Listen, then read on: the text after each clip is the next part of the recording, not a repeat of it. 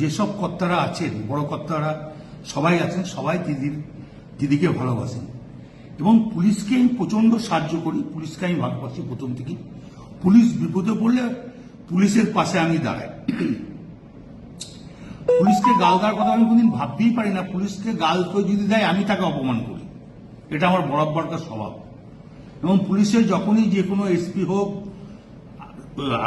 SDPO হোক, additional SP হোক, যারা আমাকে যখনই যা বলেছে যে এটা দেখে দিন, আমি দেখে দিয়েছি। পুলিশের পাশে সবসময় লোক দিয়ে যেমন করে হোক আমি তার কোনো ঝগড়াঝাটি করতে দিই না।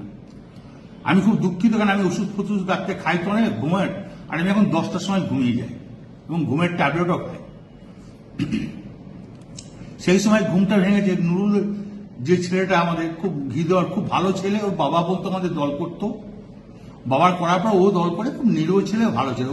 ওকে যখন শুনি যে মেরে পা হাত ভেঙে দিয়েছে, আমার মনটা খুব খারাপ।